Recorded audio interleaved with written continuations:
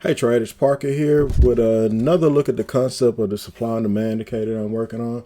It used the drop-based rally method, and that's basically what I've been using or trying to program into this indicator. And I'm doing it on GME, GameStop. You can see it worked out pretty good on GameStop. If we scroll over, you can see all these clusters or these overlapping areas, and you can see how they just created more areas of resistance.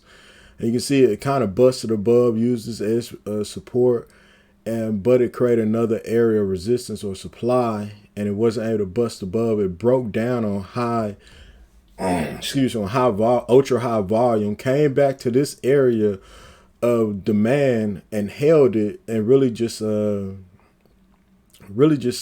right there, consolidated right there. Broke down pre-market on low volume, but even on ultra high volume, trying to push back above it, couldn't get back in that area. And this is what we're looking at now today. You can see this big area, this red area, bright red is your current one. And you can look down here as your bright green as your current demand area. And right now it's just fluctuating between these two past areas right here that are this green and this red area, but now you can see this blue and you can see this drab red color right there. And I had Mike, I seen your comments. I'm going to answer those, but this is not the same thing or even the same concept of the fractal supply and demand indicator that I have out there now. But as soon as this one's ready, I'll do another seminar on it. And if you haven't already, please like that. I mean, not like the, but look at the video that I left in the description, and it gives you a lot more information about the drop-based rally method. And that's basically what I'm trying to code in this indicator.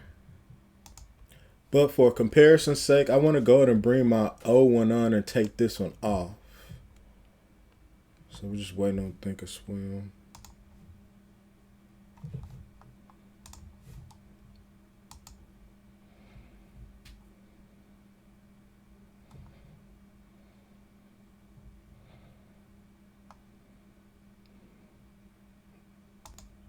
I made a few changes to it, and it's looking at the fractal high and the fractal low, and excuse me, but it looks like it created two fractals, but I probably need to update it or go back there and change those updates that I made to it and then attempt to improve it.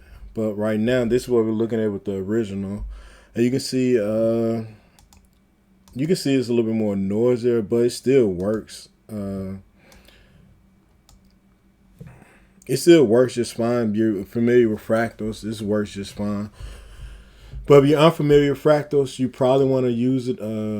Look up what fractals are and look at it on a different time frame. Because right now I have it on an hourly, and I think I made some updates to this, so that's probably why it's not working right. Because I have an original, then I have the one that I do updates on.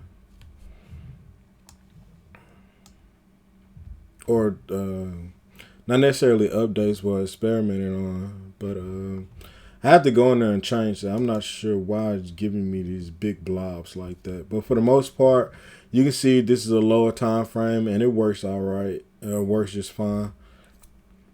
But right now, for whatever reason, whatever updates I did to this, I can't remember, and that's why it's acting the way it is. But I'm gonna remove it and put the other one on this lower time frame. And this is what it looks like on a lower time frame, and you can see the current ones. This bright green line, this bright red line are the current ones, and right now it's falling back into this area of demand. So the stock hasn't completely fell out, but it's fighting with this area of supply up in here or up in there. And right now it's at this area of demand on a 15-minute, and we can go to let's say 10-day 5-minute and see what it looks on an even lower time period. But I can tell you right now, you're going to get a lot more noise on the lower time periods than you are on the higher ones. You don't know what I mean by noise. It's more so just a whole bunch of different conditions that are popping up more and more. The conditions that this indicator uses popping up are showing up more and more throughout this 5-minute than it would on an hourly. And we can see right here, that's what I mean. But it gives you a good picture of clusters where those drop-based rallies have occurred. And this cluster right now is right around this 25.22 and this 24.97. But it dropped right here. You can see these lower wicks drop right here on this demand area. And it's just been fighting up there. But immediately it was a sell-off for this stock on the 5-minute. But for the most part, it pushed back it up.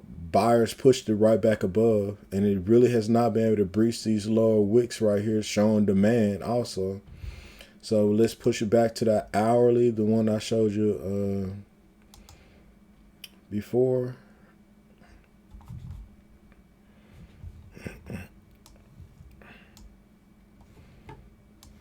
And we can see right now, it's basically just stuck between these two. This demand area and this supply area.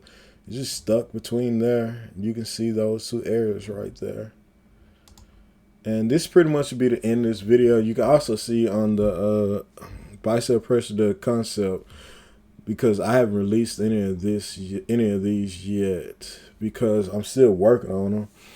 And I don't want to just give you something that's not working well or anything. But for the most part, Mike, if you're out there listening, I see your comments and I'll answer them. I get to them today. But I just wanted to do this video real quick because I'm trading also. And I wish you all the best. Be safe and God bless. And I appreciate each and every one of y'all.